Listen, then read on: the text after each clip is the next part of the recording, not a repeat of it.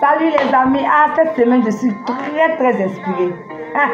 J'espère que vous vous portez très bien, que le Seigneur vous bénisse abondamment. Alors ce matin, je suis là pour parler à une personne qui a un grand cœur, peut-être qu'elle est découragée, parce que tu te dis que toi tu fais du bien et que les gens ne sont pas reconnaissants. Donc pour cela, tu as changé. Je suis venue te parler ce matin pour te dire que le bienfait que tu fais, ce n'est pas parce que on le fait pour qu'une personne soit reconnaissante. Mais on le fait parce qu'on aime le Seigneur, parce que nous-mêmes aussi, on aime partager. Quand tu fais du bien à quelqu'un, c'est comme un immeuble que tu es en train de construire, sans le savoir. Quand tu fais, Dieu ajoute. Quand tu fais, Dieu met dessus. Quand tu fais, Dieu met dessus. Et tu vois que, souvent, sans faire d'effort dans des situations, le Seigneur vient à ton secours. Tout ce que tu es en train de faire, ce n'est pas pour toi.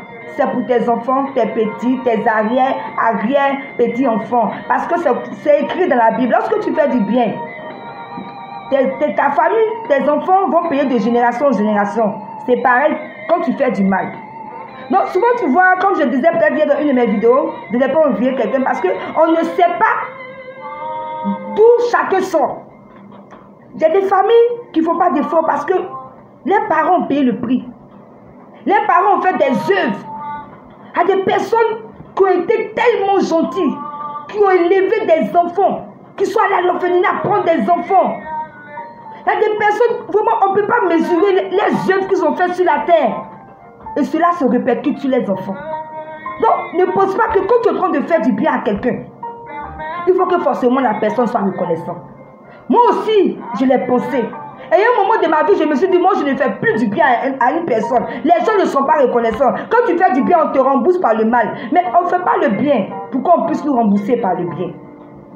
C'est normal que la personne soit reconnaissante. Je n'ai pas dit que ce n'est pas normal. Mais vous savez, chacun a reçu son éducation autrement. Et on ne peut pas en vouloir à des personnes. Donc souvent, quand nous faisons du bien que les gens ne reconnaissent pas, laisse partir la personne. Peut-être que quelqu'un d'autre va reconnaître et le Seigneur même se souviendra de toi. Donc mon frère et ma soeur, je t'encourage en ce matin de revenir à tes œuvres. Ne te lasse pas de faire du bien.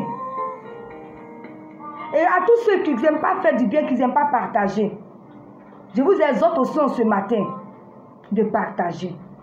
La Bible nous dit dans Matthieu 25, le verset 35, « Car j'ai eu faim et vous m'avez donné à manger. J'ai eu soif et vous m'avez donné à boire. J'étais étranger et vous m'avez recueilli. J'étais nu et vous m'avez vêtu. J'étais malade et vous m'avez visité. J'étais en prison et vous êtes venus vers moi. » C'est ce que le Seigneur nous demande de faire.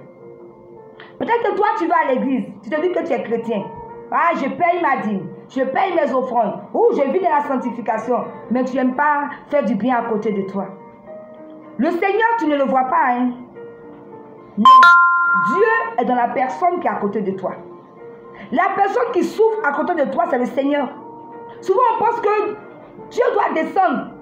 Mais Dieu est avec nous, il est là. C'est les gens que tu dois aider là. C'est comme ça qu'on dit que tu aimes Dieu.